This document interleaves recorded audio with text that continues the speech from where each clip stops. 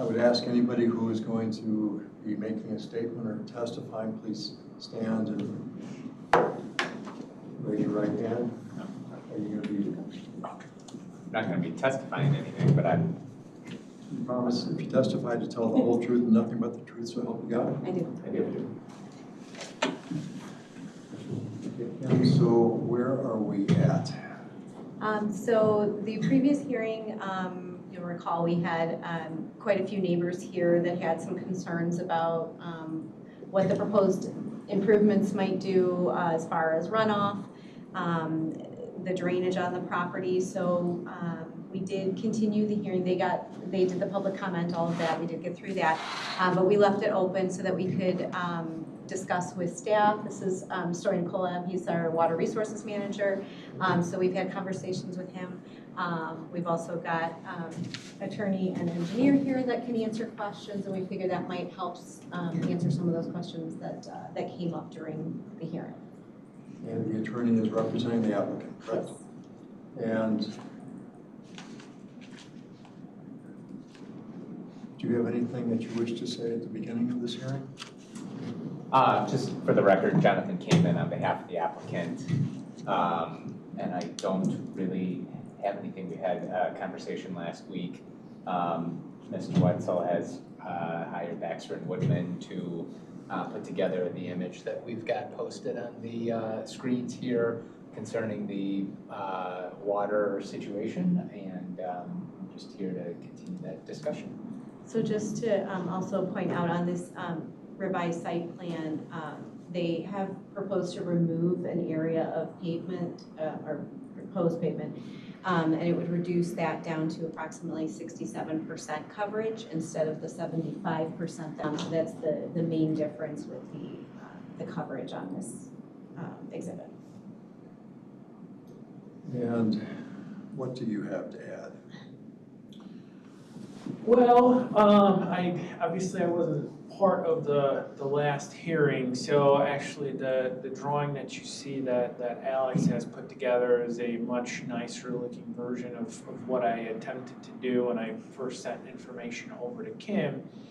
But I think it just demonstrates that potentially it can be done from a detention perspective, and the idea with the coverage is something that I wanted to share, is that depending on the final design parameters of the layout, ultimately for the coverage area, what we're looking to do is get groundwater recharge.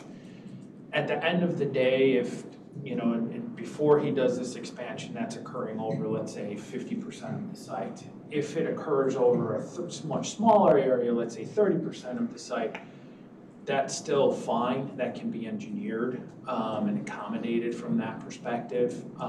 So we're not necessarily losing the recharge. We might be losing the recharge area, but if everything is directed to a much smaller area, that can, that still has the same implications or intentions of the way that was written in the UDL. Okay, who recommended the detention area to be where it's located?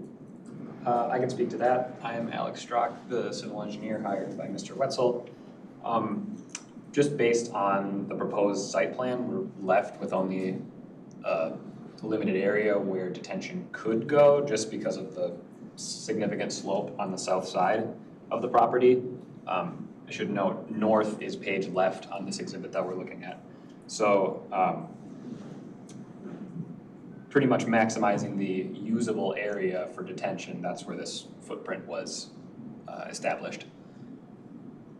Okay, if I'm on the road facing the building, where is the proposed detention area?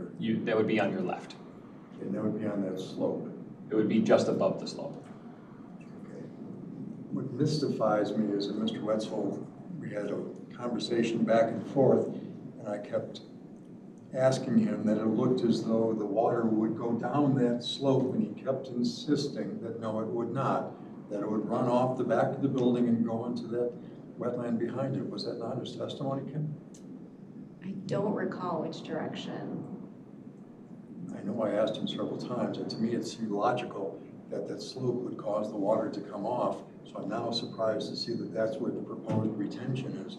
Can you explain that, Mr. Wetzel? We talked about that. So, as the property lays now, there's a good share of the drainage that drains to the west that is coming off the building now. If we build this, basically, the retention, basically, that's the only area allowed, if you would.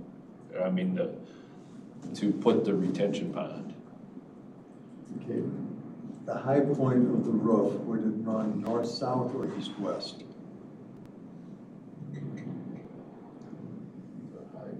Can you, Mr. Engineer, are you able to, can you demonstrate? I don't have details on Is the this addition high point, itself. or does it go this way? I would guess the ridge. That's not a good answer. I know, I'm not the architect, I do not have knowledge of the structure, but with downspouts, But you had to have considered the direction of the water running off the roof in determining the detention. correct, So with how did you down, factor in the roof to it? the roof is counted as impervious area that this detention volume is calculated based on. The roof water can be captured via downspouts and then sewer on site to discharge into the detention basin. The goal would be to capture as much area, the goal would be to detain as much area on site as possible. And if we have one of our monthly 100-year flood events, is your detention adequate enough to prevent water from going down the hillside into the neighboring property that would be to the left when you're facing the building? The design is preliminary, but based on the county stormwater ordinance, the required volume would be 0.81 acre feet. And with this footprint available, that volume can be achieved if we use 3-to-1 side sloping, which would be also a variation to the county ordinance. 4-to-1 is typical. If we put 4-to-1 in this footprint, we cannot achieve that 0.81 acre feet volume. So that's why we would hope to be able to use 3-to-1 side sloping. But that does capture the required 100-year detention volume. Okay, so I mean, this is a fairly severe slope as it currently exists. Would you agree or disagree? I would agree. So how does one dig a hole in a pond there? What do you do? Well, you wouldn't be digging into the sloped area. At the very, so see this orange outline area? That's our approximate disturbance. I'm colorblind. Oh, okay. The larger gray area on the, yeah, Kim, can you please? Are you talking about these? The dashed line. The dashed line. Yeah, Yeah, right. right on. Yeah. So that would be the approximate disturbance limits. That kind of follows the ridge of the existing slope. So everything north of that is relatively flat and you could grade into that without cutting the slope itself. Kim, since the original hearing, have we had any other contact or communication from any of the people that previously were here and may have testified? No, I have not. There was some talk about doing something other than the typical asphalt impervious surface. Was that explored at all? I know I had asked the question about doing some kind of permeable pavers, but I know you said with the trucks that it would not support the weight of that. I don't know if anything else was determined or decided as far as any other types of permeable surfaces, but other than the removal of that 7,000 square feet, I don't believe there was any other discussion. Where does the 7,000 square feet of removed material go? I should clarify, it's not removed, it's not like there's existing pavement that will be taken off. That's just a reduction from the originally proposed amount.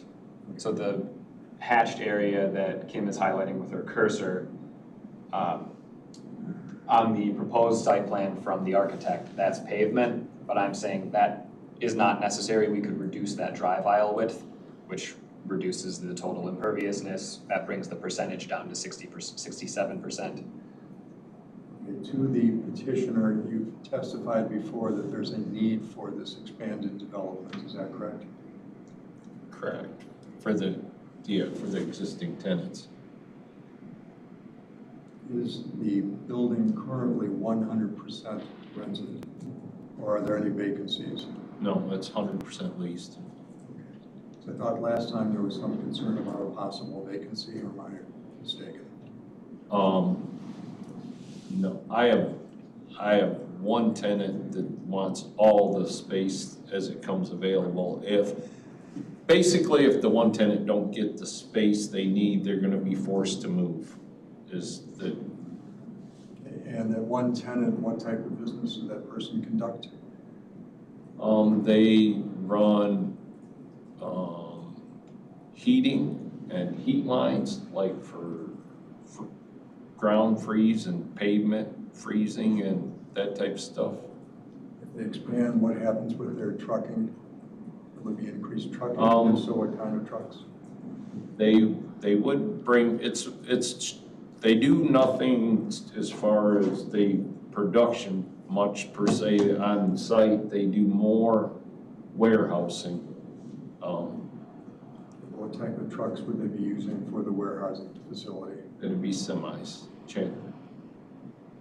And how much of an increase would that be? Because obviously there's a concern you can't use the bricks because you got the semis. So how much more truck traffic is there? I tried to get that out of them.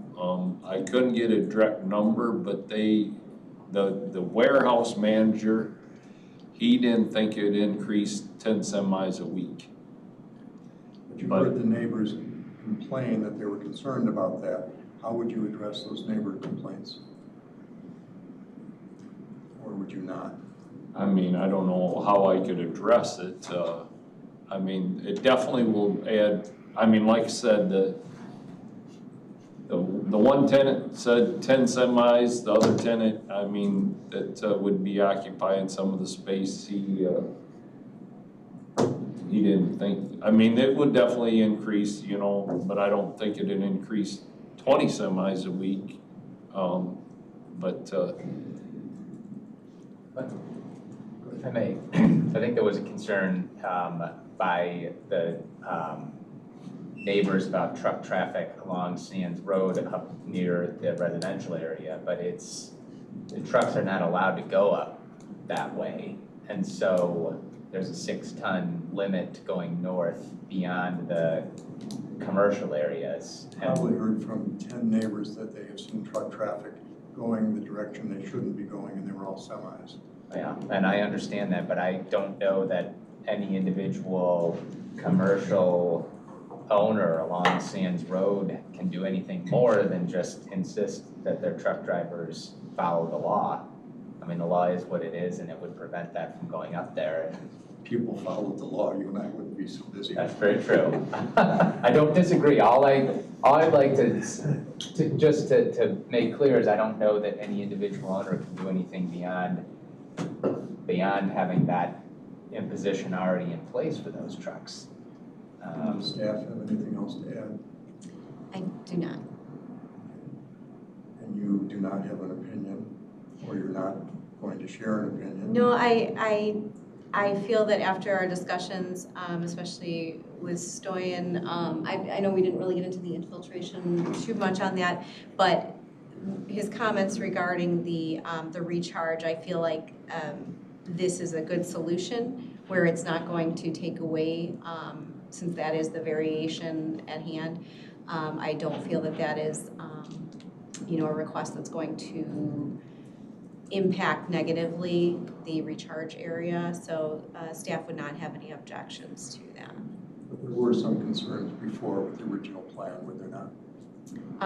With the original plan, I think there was just concerns over the amount of impervious surface, what that might do with runoff, but I believe this is a good solution. Will there be any further county staff examination of this proposal as it goes forward? Were there any additional stormwater, anything Yeah, along those lines? When they are ready to apply for their building permit, it will go through another review with the stormwater management, with the Water Resources Division. So they will be checking to make sure that it is in compliance with the stormwater management ordinance. And I have actually proposed a condition, if you would be so kind as to entertain it, that will kind of generalize what's been discussed and just kind of, appease the neighbors' concerns as well. What I was proposing was best management practices as outlined in the stormwater management ordinance shall be followed. So kind of a basic statement, but one that will cover that so that the best management practices will need to be met. To the petitioner and the attorney, is that condition acceptable? If you'd like to, just kind of, yeah. Do you want to elaborate on that a little bit? We kind of- You were Just going to your be own- next, yes. Okay. Okay, you were going to be next. Sorry. Kim's number one. Okay, number two, what do you have to say? Well, I just, to that comment, one of the struggles here is that the ultimate water from this basin is gonna flow to the south eventually, and that's a Crystal Lake incorporated property. As far as I can tell, the water doesn't go anywhere from there. So there are gonna be some requirements on the applicant's end during permitting to show the impacts that would be on that southern basin. So by trying to do an infiltration design, some of those concerns are alleviated, and the idea of having that recharge again through that engineering practice happen in a much smaller area is possible. That's kind of what Kim was trying to convey with that condition, is that those will be looked at for feasibility, can we do it, and kind of going down the order, if you will.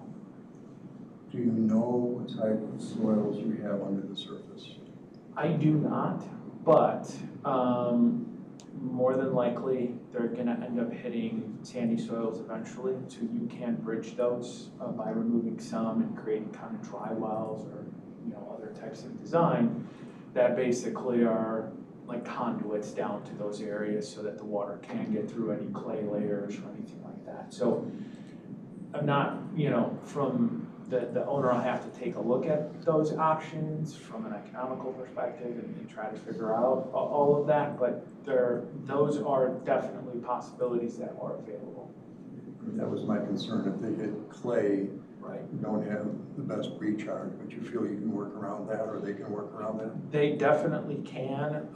They could also decide to potentially work with the neighbor to the south, because I would have to think, because the water doesn't go anywhere, it's probably infiltrating there, but because we don't have access to those designs and what the impact will be, that's something that they're gonna have to look at.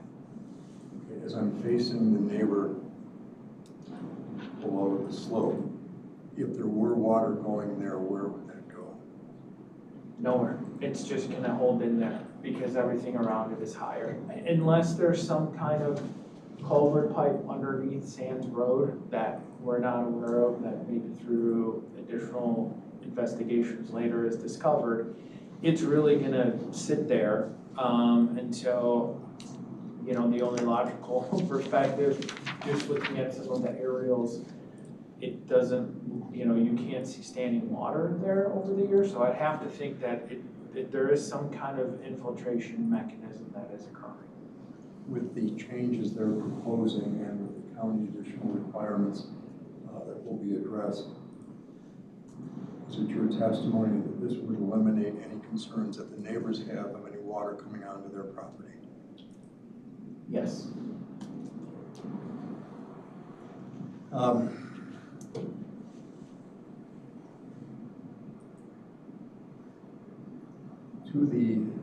Let me ask first. Kim, so is staff satisfied with the concessions that are being made? Yes. Are there any other concessions besides the condition that you're putting forth that they could make that would make this a better proposal? Not that I can think of.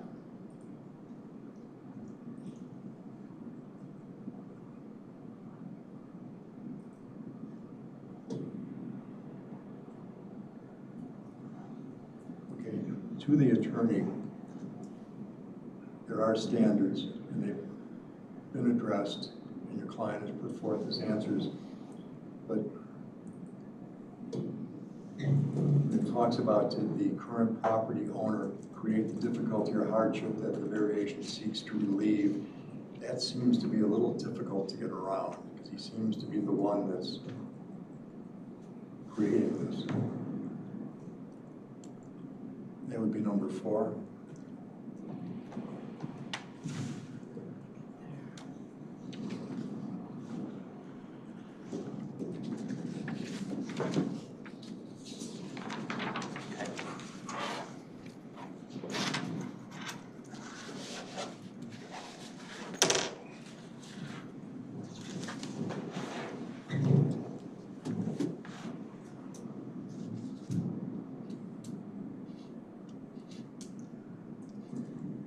I'm there. Do you have a response?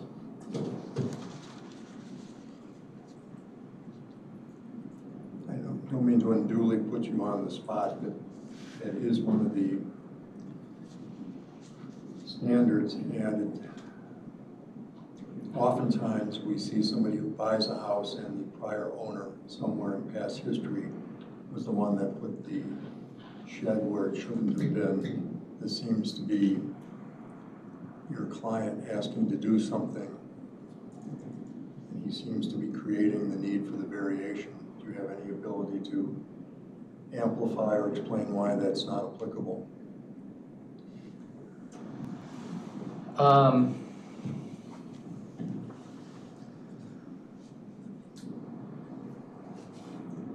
don't honestly think there is an answer.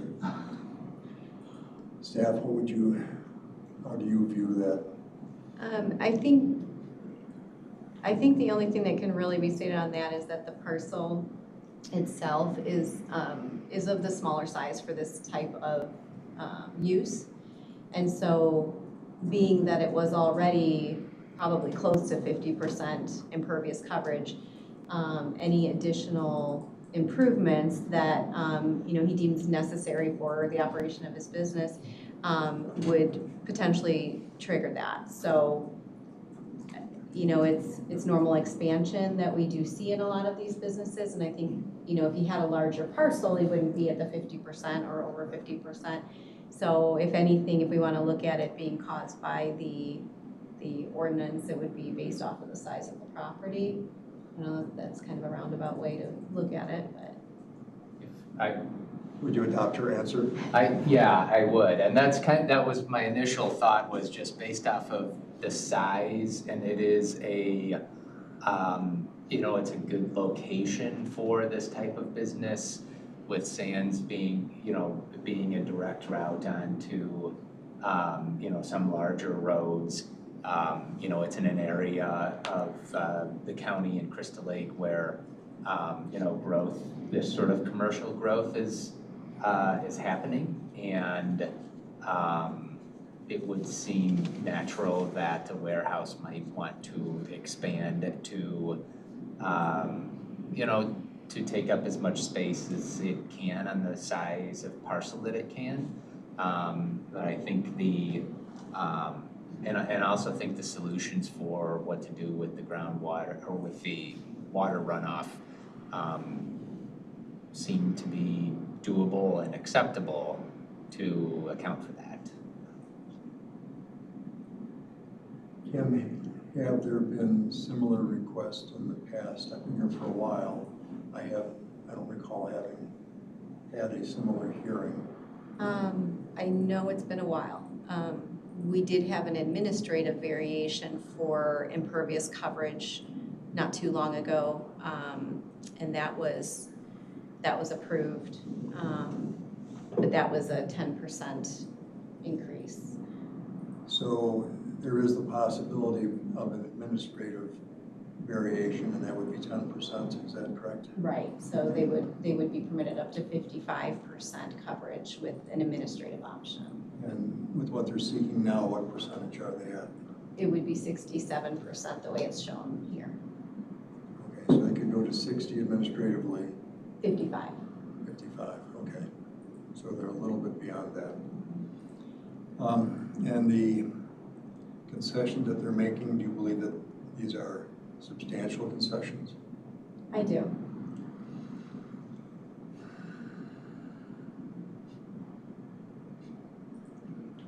Would you also agree that the proposed changes would lessen any possible detrimental impact to the public welfare or injurious to the other property owners? From my understanding, yes.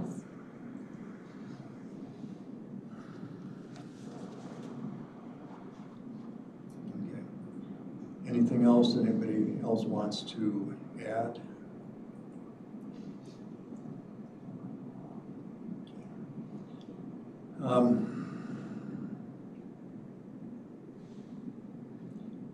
This is one of the more challenging petitions we've had recently. Oftentimes we have the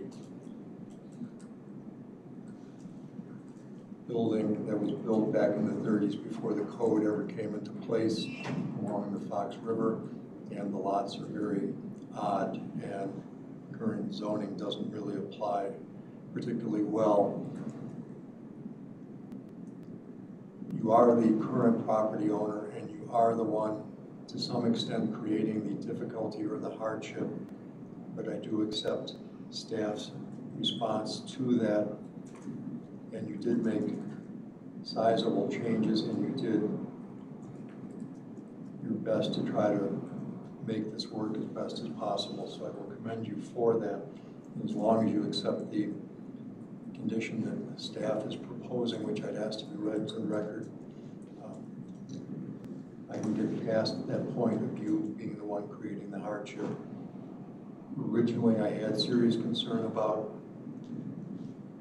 number 3, that being the purpose of the variation not being a desire to increase your monetary gain. I would feel that you have met that burden because your testimony that your business would otherwise suffer, that you would lose one of your more sizable tenants. You're not trying to gain money, you're trying to preserve what you have in a time that's a bit of a challenging economic environment. So originally I would have been disagreeing that you met that burden, but I would change that to say that you are. I also had original concerns about this being detrimental to public welfare. I will compliment you on drawing probably the biggest, most vocal crowd we've had in a while. Your current group is, I won't say better behaved because it's an insult to the other group, but they're certainly quieter.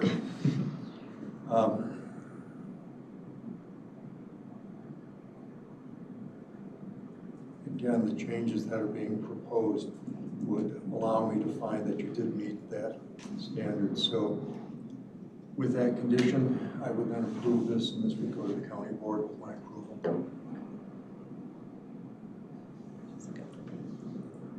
So that will go to the county board on October 21st. Thank you. Yeah. And normally, this type of a matter would be on the consent agenda with other matters and kind of done in a voice vote. You may find that this is pulled off the consent agenda. You certainly have the right to attend that meeting. Okay. Okay. Good luck to you. Thank you. Thank you for your help. Appreciate it. Good job. Thank you.